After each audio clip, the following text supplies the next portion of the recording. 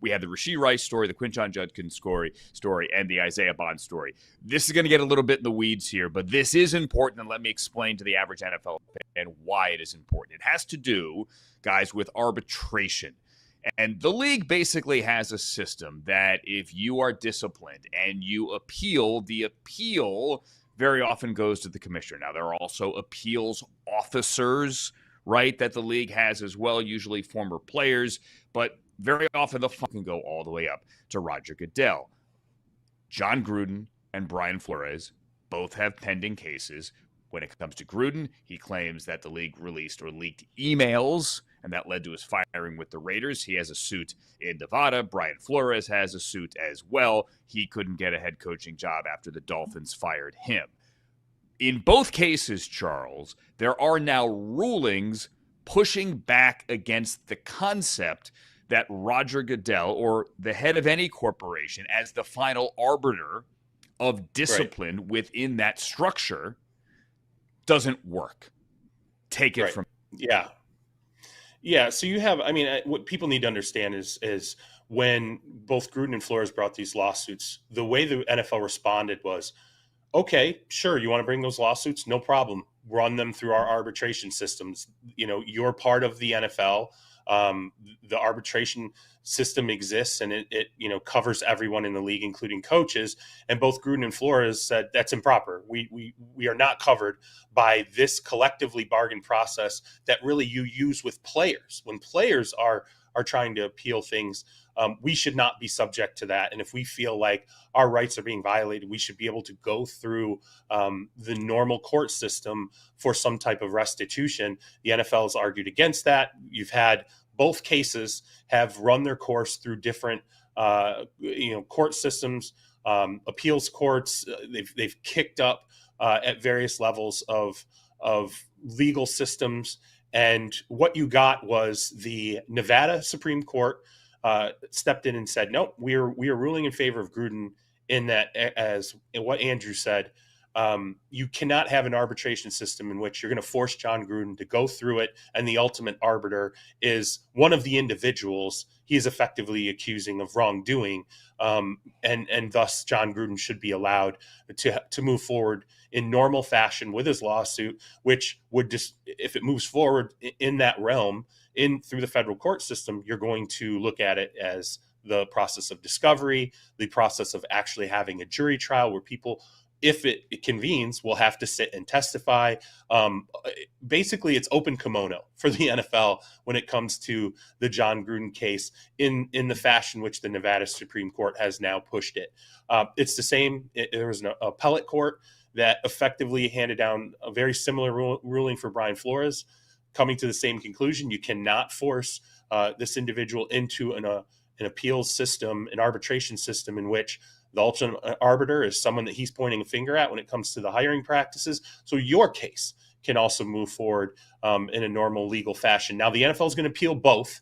And eventually, I think if the NFL has to push it that far, it will go to the U.S. Supreme Court. If the NFL, they are prepared to take it ultimately that far. Now, if let's say the U.S. Supreme Court either says, hey, the lower courts were correct, we're not taking this case up, and now this would be further down the line, that means that, Flores and Gruden win their cases, and the NFL now has to go to court unless they decide, hey, we want to settle. We don't want to go through this discovery process. But it's going to affect the NFL's arbitration system, because the league now has to sit there and look at this and say, this has been a huge legal battle right now with these coaches, and we have to look and be forward thinking and know that if we want them in that arbitration system, we're going to have to bargain that. There's going to have to be something in place that gives us the power to push them very clearly in writing through the arbitration system rather than through a normal court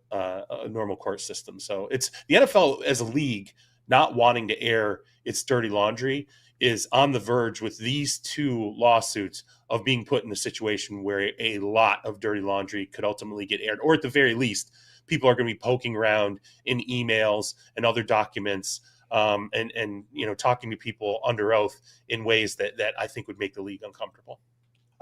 Charles, I just want to ask you real quick, what do you think the odds are that these guys just play it out because the NFL's playbook on it. Look, and the NFL's arbitration process has always been kind of trash, and they overstep their bounds. We all know that. But I think a lot of people, how this is going to appeal to people is, oh, the NFL is going to have to release all these emails and discovery. This is all going to be public information. Wow. Okay.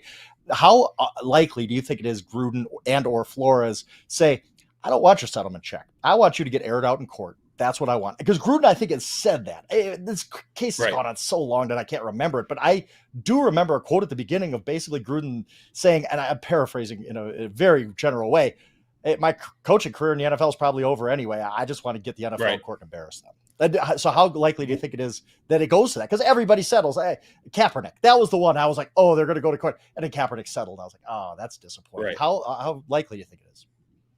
Also, Jim Trotter from the NFL Network as well. I mean, that was another one that never advanced to court, and there was a settlement between Jim and the NFL. So there has been, recent instances, at least in the last, 6-7 years, of seeing the league, settle some of these cases. And in terms of Gruden, I can tell you, I remember when it started, and I was talking to a number of people that were close to Jon. And it was a lot of emotion at that time. And what I was told straight up is this is scorched earth. Like, he's going all the way. It's not about money. They cannot write a check big enough to get him to go away in this instance. This is about pride. And the reaction I got was, Jon has money. It's not about, being richer than he is right now. It's about him feeling like, there's an element of justice here, and he was wronged, and he wants people to be held accountable ultimately for that. And I think there's an element of that with Flores as well. But I will say this, I have no doubt whatsoever that if this gets into the point of where discovery is going to open, or where this is getting pushed into, a courtroom in front of a jury, I would be stunned if the NFL does not attempt, at the very least, to write a check and get this handled, rather than go forward and have people rooting through emails. And at least in the Gruden case, whoever leaked the emails to the media that ultimately led to Jon Gruden's firing, that will come out. It's almost impossible that would not come out in discovery. So if that's an individual at 345 Park Avenue, it is in the NFL's best interest to make sure they obscure that individual's identity in any way possible. And the way to do it would be through money. We should also note here that the arbitration system sometimes does get a win for the aggrieved party here. For example, Terry McDonough, the former personnel executive of the Arizona Cardinals, he sued the Cardinals, and that went to arbitration, and Roger Goodell appointed an arbitrator. Jeffrey Mishkin was the arbitrator, and what McDonough alleged was that the Cardinals defamed him, right? They said bad things about him. After he was let go, went after them. He won in arbitration. He won a $3 million judgment. Yes. So you can win, but what Gruden and Flores both argue is that this shouldn't be the forum to determine my grievance. And I would say, when you look at the goal and the aim in the McDonough case, it was very much focused on an owner and a general manager. This is like the NFL is in the crosshairs here. The system of how they do business is in the crosshairs here. And the league office is very much in the crosshairs here. To me, it's the scale of something like that. And I almost wonder if that's what kept this ultimately from going, the courts looking at this and ruling, yes, that can be pushed into the arbitration system. I almost wonder if it's the scale that the court looks at and says, you're going after everything here. When you're going after everything, you can't tuck that into an arbitration system that realistically is really meant for much smaller scale issues. It's very rare for lawsuits of these magnitudes and the individuals who are there are essentially being pulled into the lawsuits in terms of plaintiffs. It's unusual to see heavy hitters and the system itself and how a league does business tucked into an arbitration system. I have to believe that had to have weighed in on some of these decisions.